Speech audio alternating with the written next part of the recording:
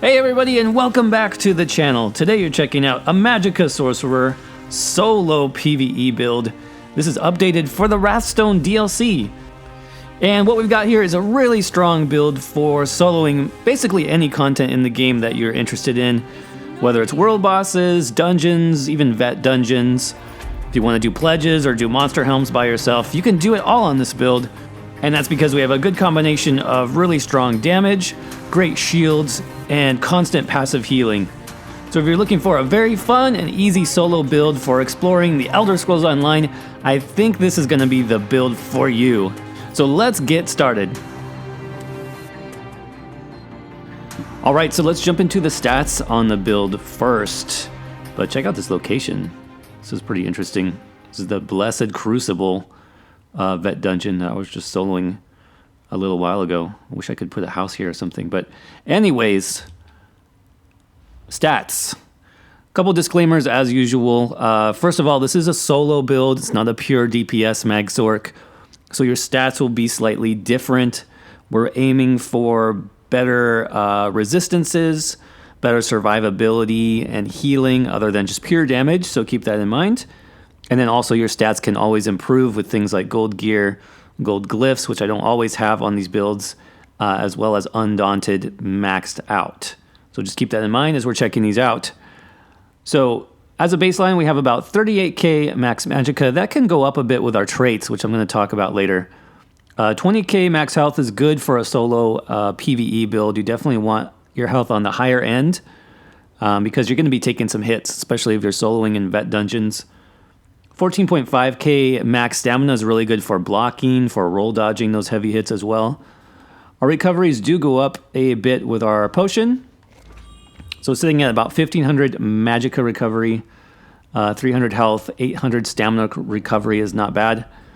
Our spell damage does go up quite a bit. So we've got a spell power buff here. And then with our Berserker glyph, we'll be well over 3k fully buffed. So keep that in mind. Spell crit, 42%, and then for our resistances, fully buffed. I have a couple of extra buffs going on here. About 28,000 spell resistance and 26,000 physical resistance. So that's very good, especially for a light armor-focused build. 64 points into max magicka. I'm using the Mage Mundus Stone just to buff that up a little bit.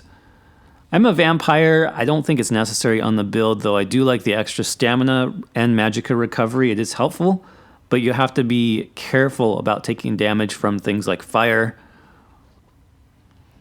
I have a couple other effects here, which we'll talk about later. Minor protection, all this stuff. I am using the purple tri-stat food, so that's going to give us the most bang for our buck as far as maxing out our stats, health, magicka, and stamina. For the potions, I did mention it earlier.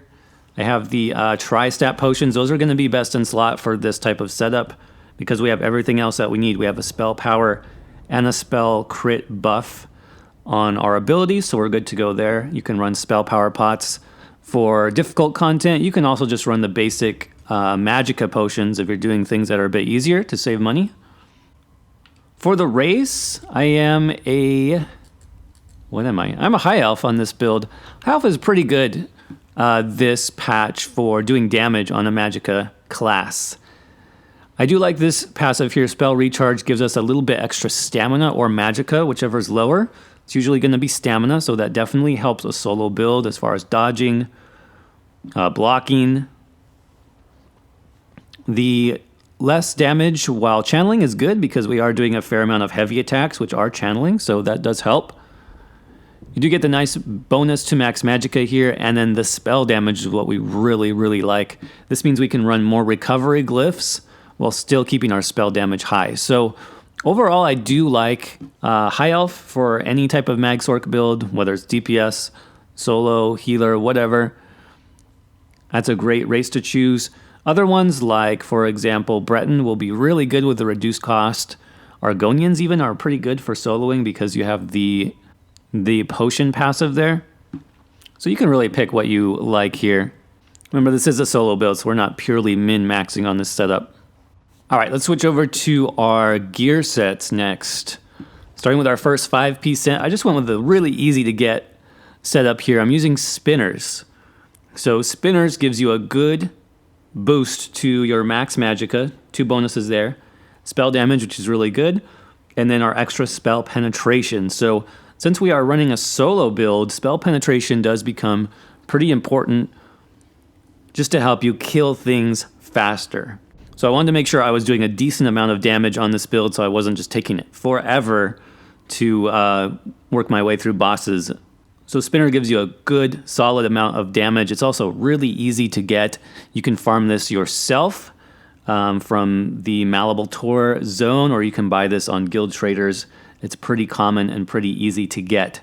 So I'm running this on my weapons primarily, and I'm using a Lightning Staff, Nirnhoned on the front bar. That is with a Berserker enchant, so we're getting our extra spell damage from that enchant when it goes off. Trade is Nirnhoned just to get some extra bonus spell damage there on the front bar. We are active on the front bar most of the time on this setup. For my back bar here, I also did a Lightning Staff, but I went with the Infused here as the trait, and that's just because I really like an Infused back bar because you can get a lot out of this glyph. Now the glyph here I chose for a more damage-focused approach was the shock damage glyph. Now you don't have to do shock damage. There are a couple really other nice options. If you're having issues sustaining on your Magicka Sorcerer, maybe you don't have as much champion points as me, you can actually run an Absorb Magic enchant here instead, and you'll get a lot of Magicka recovery back from that. So that's really helpful if you're a newer player, or if you're having trouble sustaining on the build. Another option here that I've done on other builds, like my solo Magicka Templar, is you can actually put a damage shield glyph here. It's called a Glyph of Hardening, I think, and you'll get a really nice damage shield here that procs every 5 seconds to basically help you stay alive even more on your solo build. So a lot of options here. If you're going for extra damage, definitely pick the Shock enchant. Sorcerers get bonuses to their shock damage, so this will be really high. I don't even have this golded out yet, so it can go even higher on the damage there. So again, I'm using spinners, 2 pieces for the weapon. I believe I have 1 jewelry and 2 on the body. Now for our next gear set, let's talk about the monster set here. By far my favorite monster set for soloing on most builds, mostly Magicka-based builds, is going to be Iceheart. Iceheart gives you the extra spell critical, which is always nice on the Magicka build, and it gives you this awesome damage shield, nearly 10k damage shield for 6 seconds, and it's automatic. You don't have to think about it. Whenever you deal critical damage, you have a 20% chance of proccing that damage shield, and since we have lots of AoEs, ground effects, and things like that, damage shield is going to be on every 6 seconds, no matter what. So it's really great for survivability. Well, the nice thing about this set is it actually doesn't scale with health. It doesn't have a cap based on your health. It can go as high as possible based on your champion points. So I think it starts at about like 6 or 7k damage shield. And using the right champion points, I have this up to almost 10k. So that's really good. Doesn't matter what your health is, you can pump up your champion points and get a nice damage shield basically every 6 seconds for free. So it's great for soloing. It also does a nice bit of AoE damage, about 1k frost damage in an area around you. So it's great. Definitely recommend this on any type of solo Magicka build in the game. So I'm using the light head here and heavy shoulders. I am running 5 light and 2 heavy. I think just having an extra 2 pieces of heavy is going to help your resistances a lot, and you also get some of those nice heavy armor passives. So I do recommend that.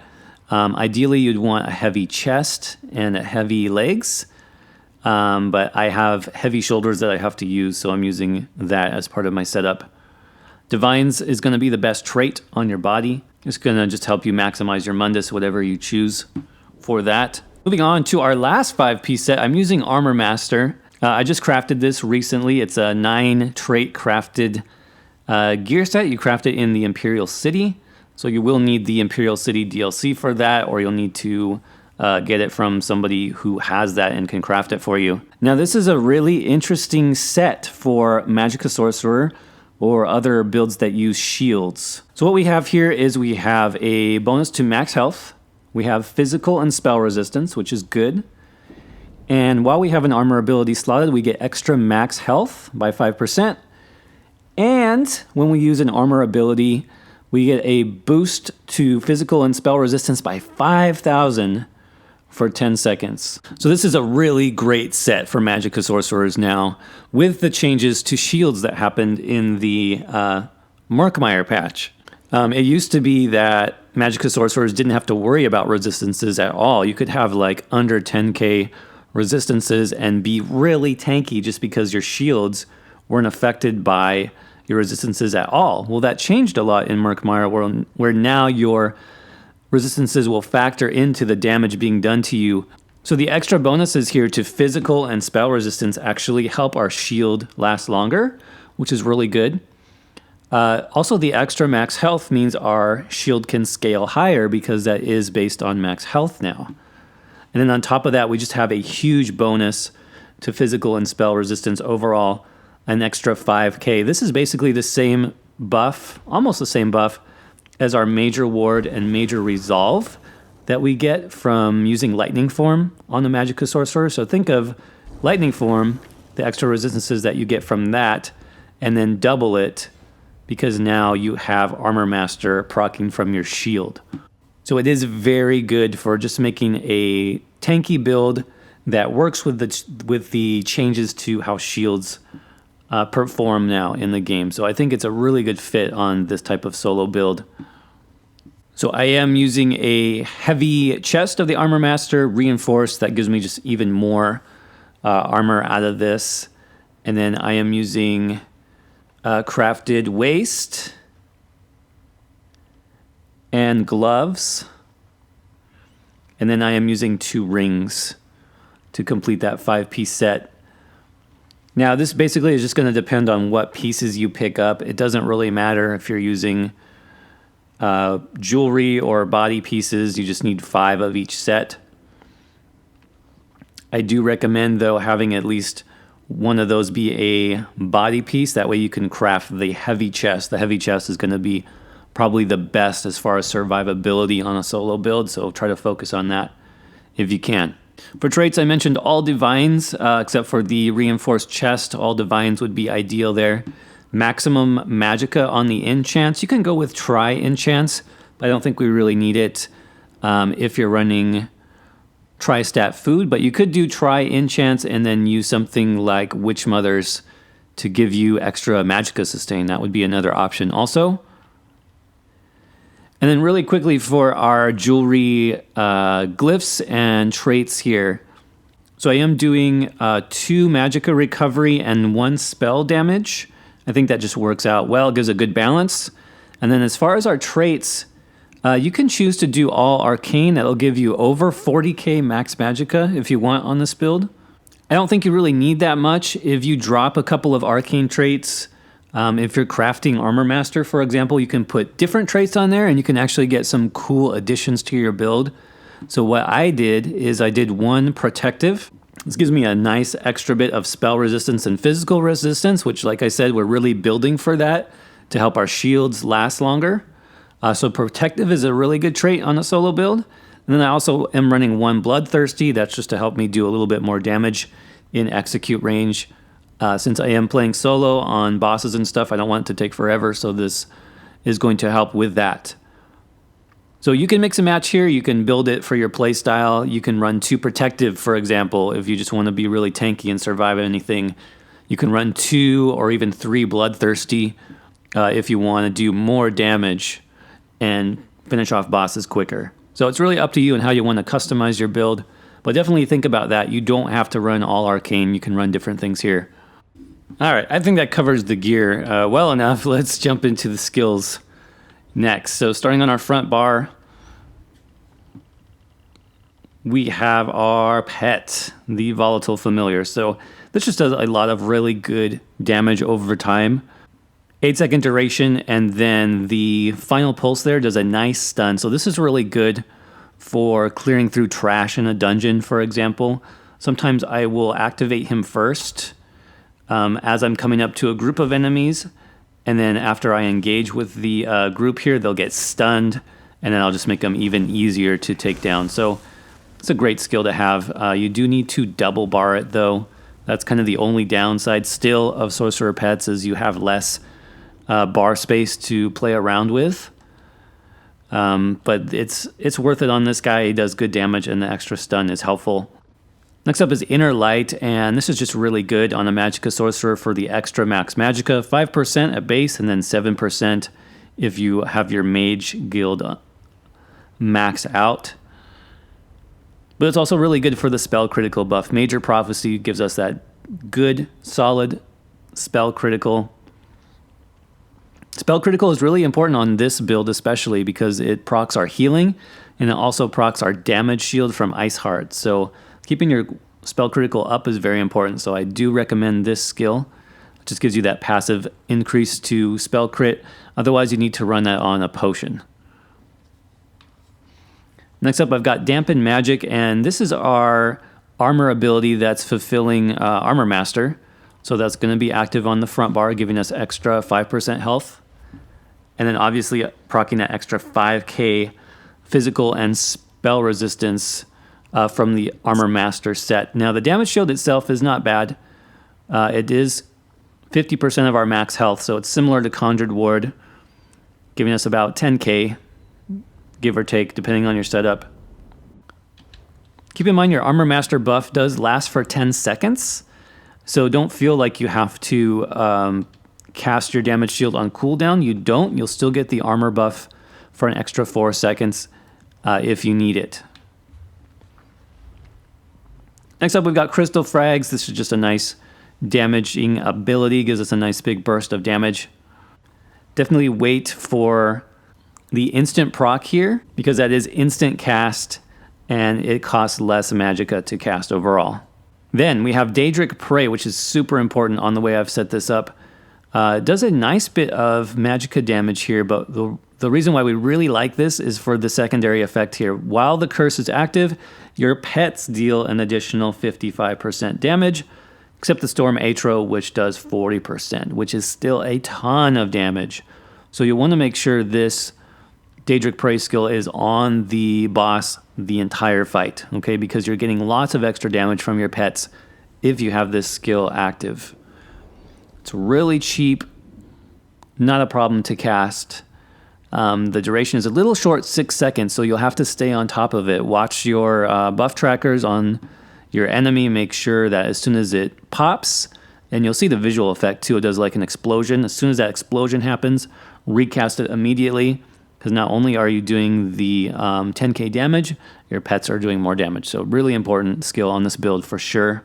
For my ultimate here, I'm running Temporal Guard, and you may be wondering, what the heck is that? Well, it's the Psijic Order ultimate. It sends you backwards in time, resets your health, Magicka, stamina, blah, blah, blah. I never use it. I'm actually just using it for the passive Minor Protection, which gives us 8% damage reduction while slotting. So on my effects here, you can see I have Armor Master, I have Major Prophecy, and I have Minor Protection anytime I'm on my front bar. So on this build, I am on my front bar probably like 80% of the time. I'm doing heavy attacks. I'm proccing my shield for Armor Master, doing my Daedric Curse and Crystal Frags. So I'm on the front bar a lot, and anytime I'm there, I'm just getting this really nice 8% damage reduction that helps our shields last longer because we take less damage overall. So it's really great just to have a passive defensive buff on your front bar. I really like it. It makes it really easy to tank bosses with this build. Just running my shield and having that 8% damage reduction. Now the other really nice thing which makes Psijic Order really strong on Magicka Sorcerer is the passives here. So let's check those out. A couple in particular that I really like. So the main one that I like is Concentrated Barrier. So whenever we have that ability slotted, any Psijic Order ability, but this time we're using the ultimate, we get this damage shield, almost a 6k damage shield anytime that we block. So if you're facing a boss by yourself, you're going to be blocking, You're going to block a heavy attack, most likely, every few seconds. And so when you do that, you actually get a nice damage shield here that stacks. It stacks with your light armor shield and armor master. And it also stacks with your ice heart. So with all three of those, you'll be well over your full health damage shield. This one is 10k, ice heart is 10k, and this is about 5k. So 25, 26k damage shield.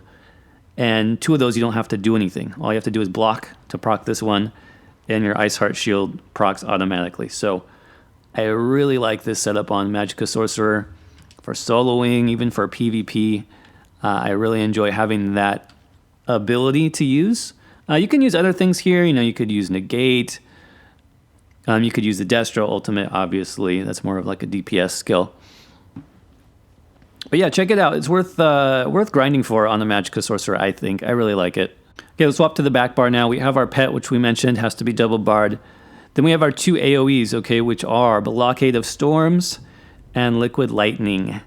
Both of these are important, but Blockade is really important because this is what is proccing your glyph. Whatever glyph you chose to run on your back bar, Lightning Staff. Me, I'm using a Shock enchant. You could use a Absorb Magicka for more sustain. You could use a Hardening enchant for even more damage shields. You'd be at like a 30k damage shield if you ran that one.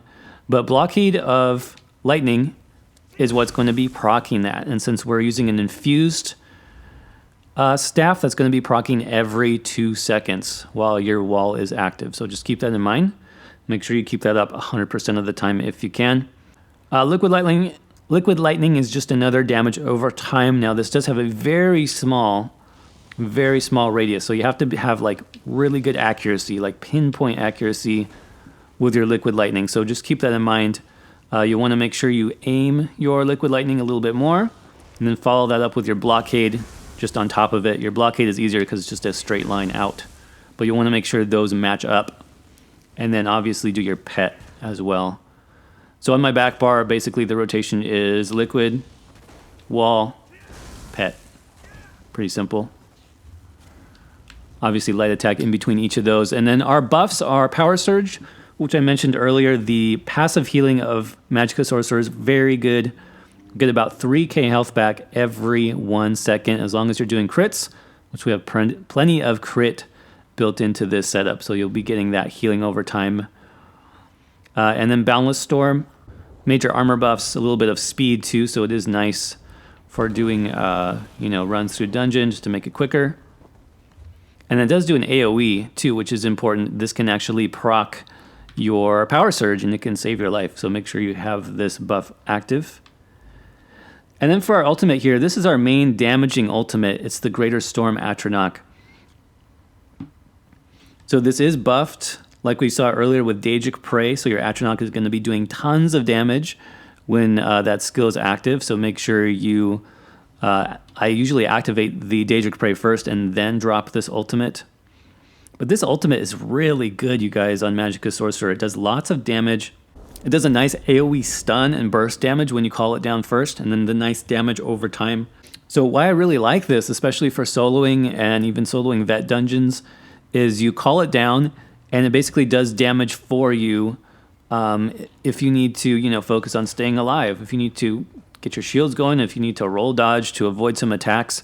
As long as you have your Atro down, he's damaging the boss the whole time, and you can just worry about staying alive, and you can still finish a lot of really challenging content that way. I like this morph especially because it lasts longer. I think it lasts like maybe 4 or 5 seconds longer than the other one. Check out the duration, you guys. Almost 30 seconds on our ultimate being active. In some cases, I will have another one up and ready as soon as this one dies. So I like this morph better just because it lasts longer. You can choose the other morph as well. I think it does more AoE damage.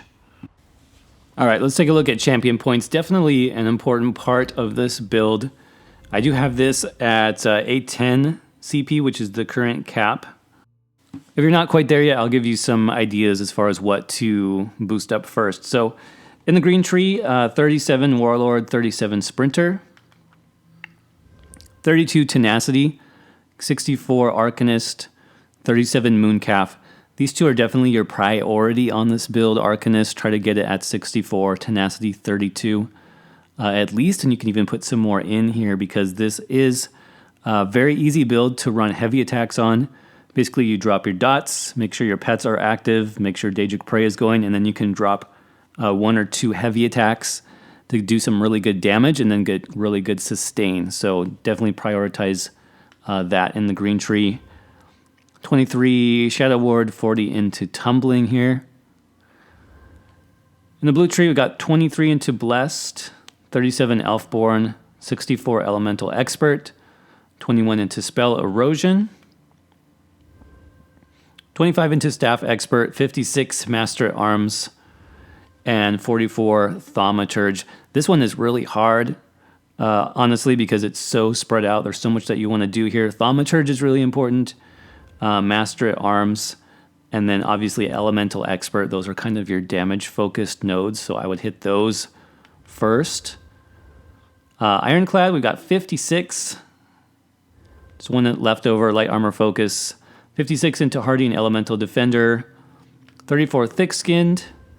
27 into Quick Recovery, and then 40 into Bastion. Only use Bastion, you guys, if you are using Ice Heart or a Hardening Enchant on your back bar.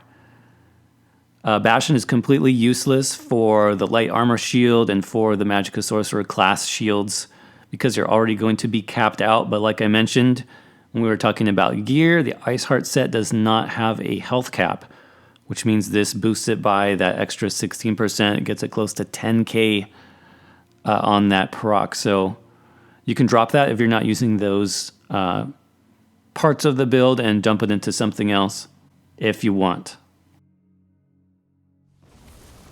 All right, everybody, that's going to wrap it up for our solo PvE Mag Sorc build. I hope you enjoyed it. If you did, as always, make sure you crush that like button for me and leave a comment below. That's basically your way of telling YouTube that you like what I'm doing with this channel. And that encourages YouTube to show my videos to more people. So I always appreciate that.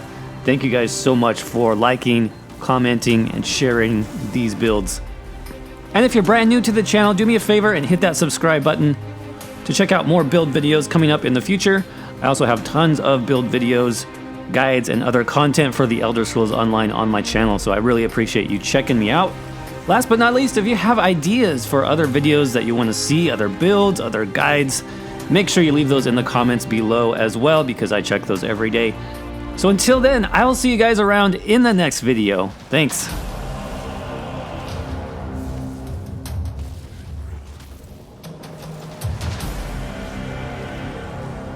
My legend live on.